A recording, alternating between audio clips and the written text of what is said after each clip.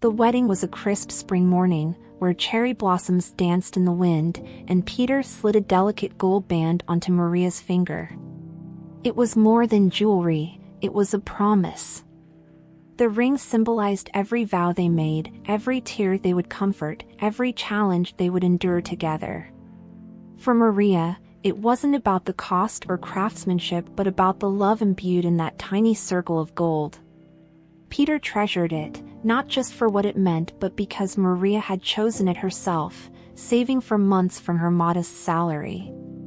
Every time he saw the glint of the band on his finger, he was reminded of their bond. For a man of simple pleasures and a hardworking spirit, it was a daily reassurance of a love that rooted him. Now, 8 years into their marriage, Peter worked at a sprawling warehouse. Each morning, he carefully placed the ring on his finger, almost ceremonially, before heading to work. The warehouse was an expansive, chaotic place where forklifts hummed and piles of goods rose like skyscrapers. It was a world of order and disorder, where Peter's attention to detail made him indispensable. While his colleagues often laughed at his meticulousness, Peter saw his precision as an extension of his values. His job wasn't glamorous, but he treated it with care. The pride he took in his work was matched only by the pride he had in being Maria's husband. But all of this was about to collide in a way Peter never imagined. Peter arrived at the warehouse early that morning, as he always did, the cool air carrying the scent of freshly delivered cardboard. He greeted his coworkers, who were huddled around the coffee machine.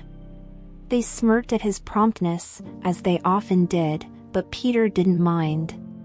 He felt a quiet satisfaction in his routine. By mid-morning, the warehouse was bustling. Peter was assigned to reorganize a particularly cluttered section, a task he approached with his usual thoroughness. His hands moved deftly, stacking and labeling boxes, ensuring everything was in its rightful place.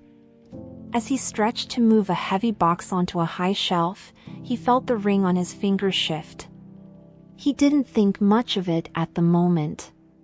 It wasn't until hours later, as he sat at lunch, that Peter noticed the bare skin of his ring finger. His heart sank. Panic crept into his chest as he retraced his steps in his mind, trying to remember when he last felt the familiar weight of the band. He pushed his lunch aside, unable to eat, and began his search. Peter combed through every inch of the section he had been working on, methodically opening boxes and inspecting every corner. The warehouse was vast, and the task felt Herculean.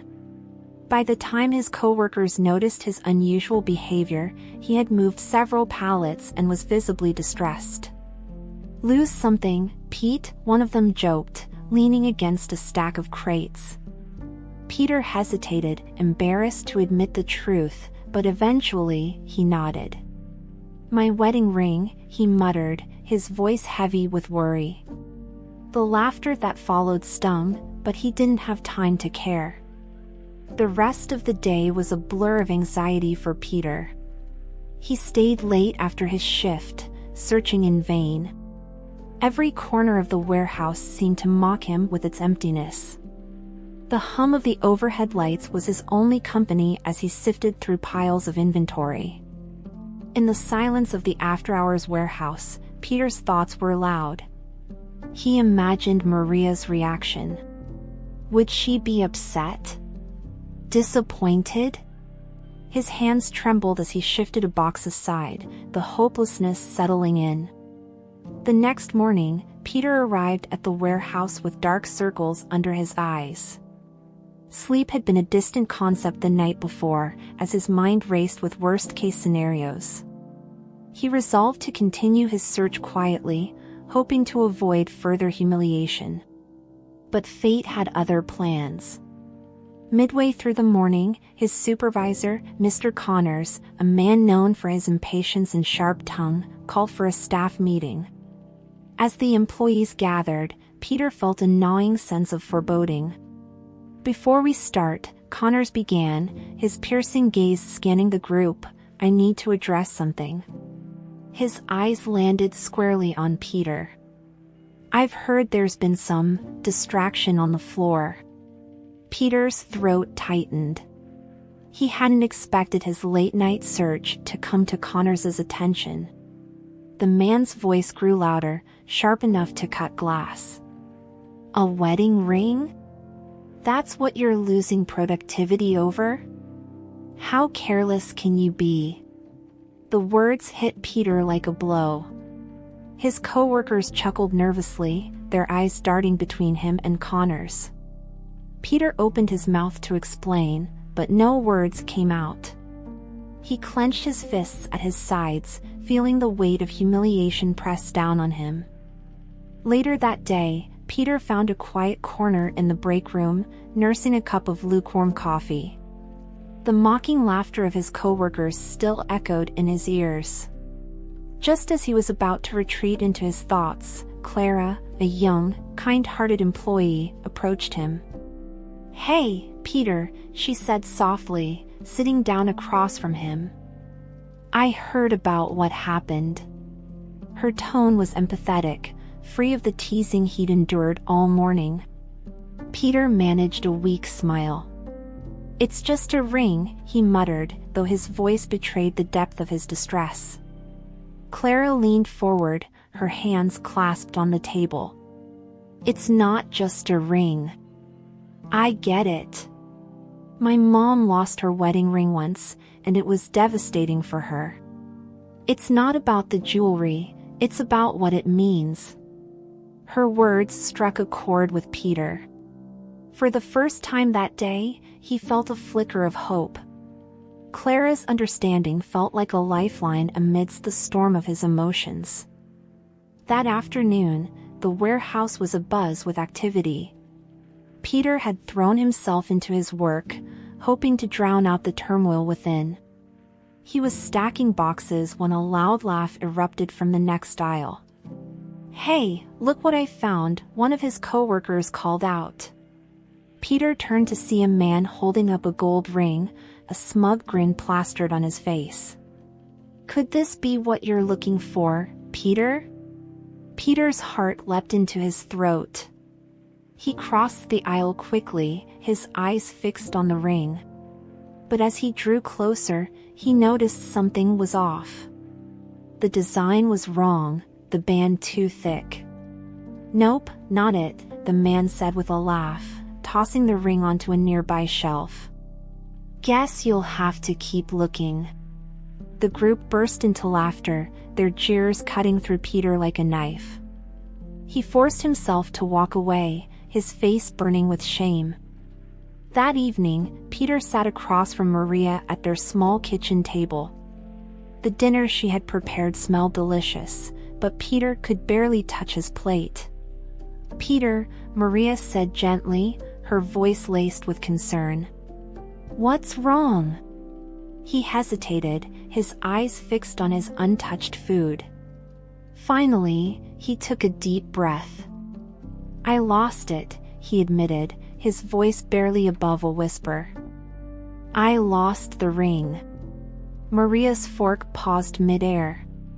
For a moment, her expression was unreadable. Then she set her fork down and reached across the table, taking Peter's hand in hers. "It's just a ring," she said softly, echoing his own earlier words. But the tremor in her voice betrayed her emotions. Peter felt a wave of guilt crash over him. "I'm sorry," he whispered. "I'll find it. I promise." Maria offered him a small, sad smile. "I know you will," she said, though the hurt in her eyes was impossible to miss. The next day, Peter arrived at work determined to continue his search. As he opened his locker, a small piece of paper fluttered to the floor. He picked it up, his brow furrowing as he read the words scrawled in neat handwriting, "Not all is lost. Try aisle 4. Peter looked around, but no one was nearby. He stuffed the note into his pocket and headed to aisle 4. It was one of the most cluttered sections of the warehouse, and he hadn't worked there in weeks. Despite his skepticism, Peter began searching the area. Hours passed, and he found nothing. But as he prepared to give up, he noticed another piece of paper tucked under a stack of boxes. It read, "Keep looking.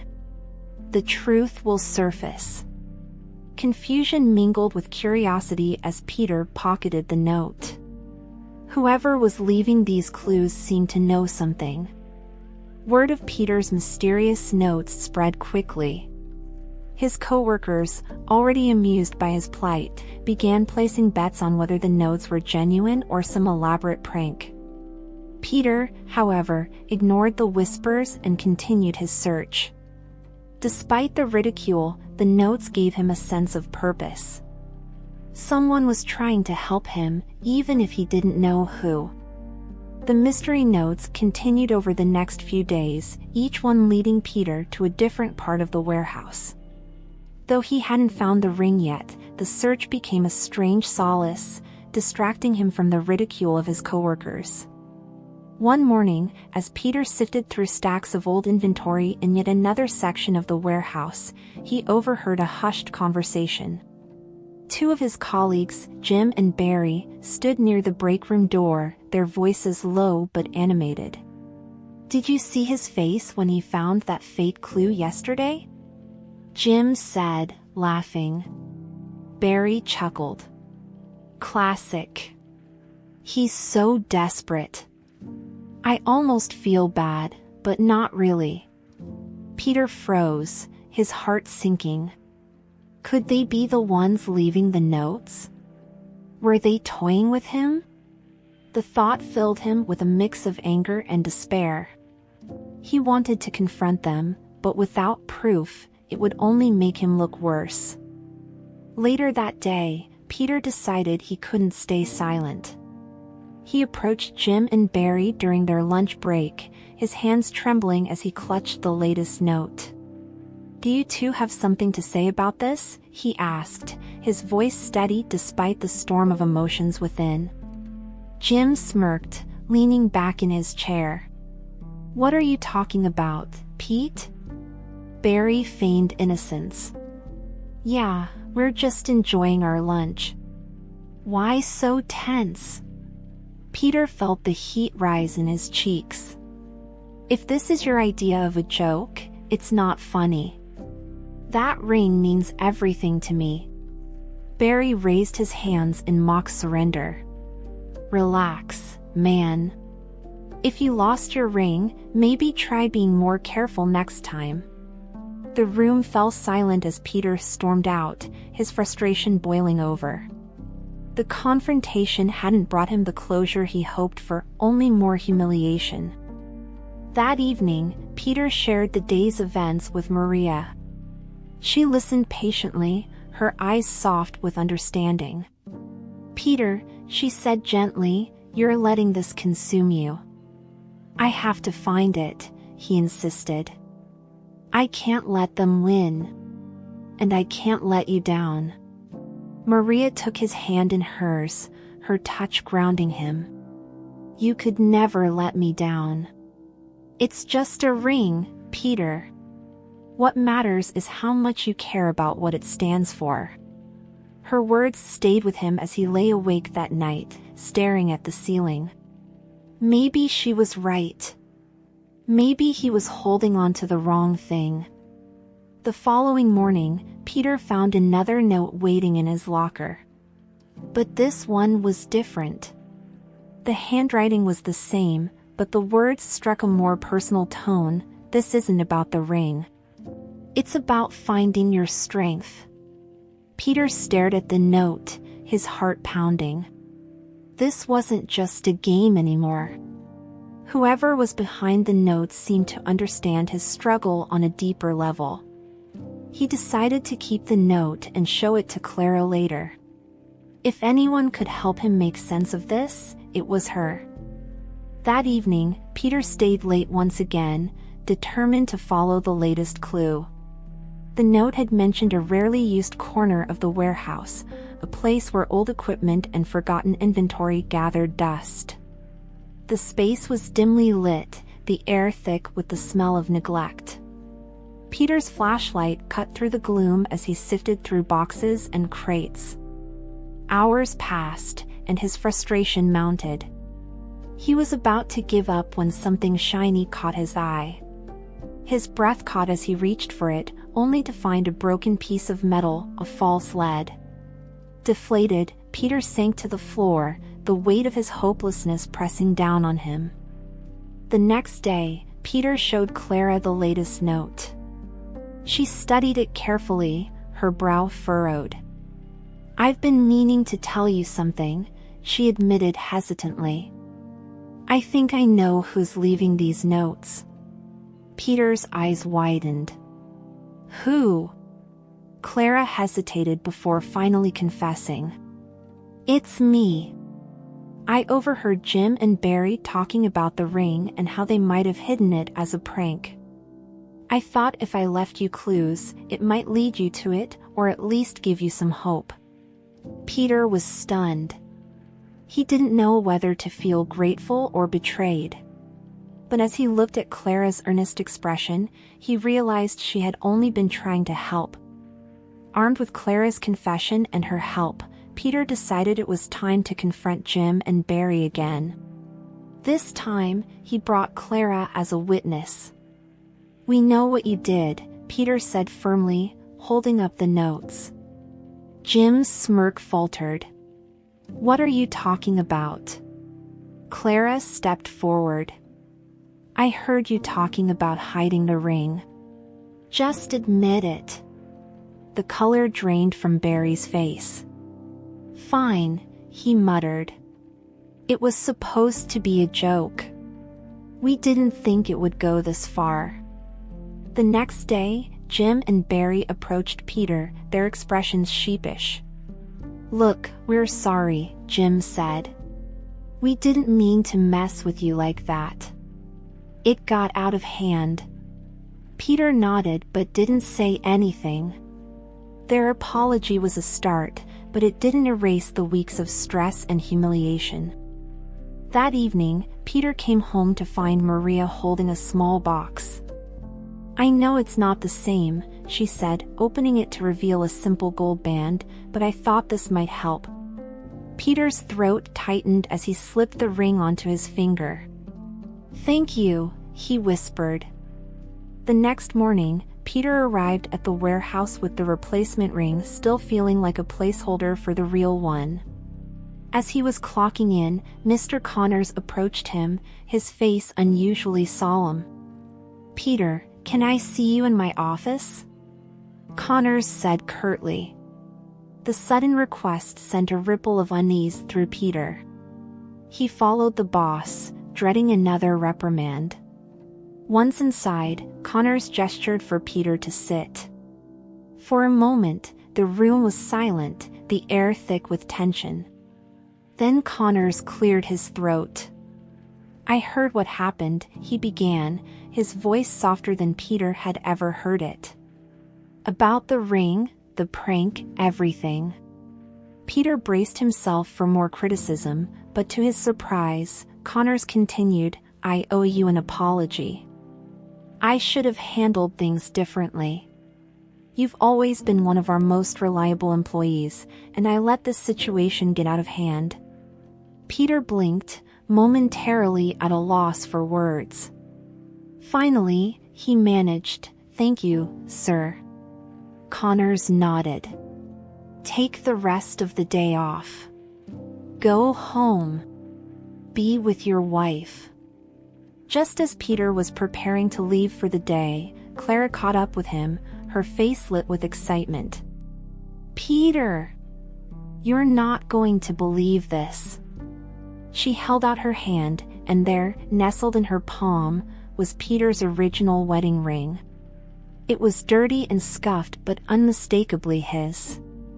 "I was cleaning out some old inventory in aisle 7, Clara explained, and it was just sitting there, stuck between some boxes." Peter's hands trembled as he took the ring. "Thank you," he whispered, overwhelmed by relief and gratitude.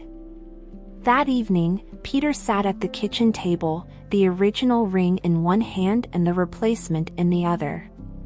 Maria joined him, her eyes shining with curiosity.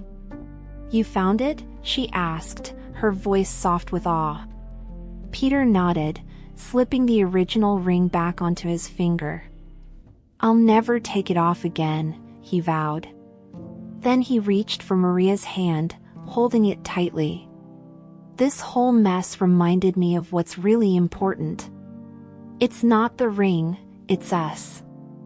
Maria smiled, her eyes brimming with tears. "Exactly," she said. "But I'm glad you found it. It's a part of our story." The following day, Peter returned to work with a new sense of calm. Jim and Barry approached him hesitantly, clearly unsure of what to expect. "Look, Pete," Jim began awkwardly, "we really are sorry. We didn't mean to cause all this trouble." Peter studied their faces for a moment before nodding. "I forgive you," he said simply. "But this kind of thing, it can't happen again. We all work hard, and we need to support each other, not tear each other down." The men nodded, relief evident in their expressions. Inspired by the ordeal, Mr. Connors decided to implement a new initiative in the warehouse. During a team meeting, he addressed the staff.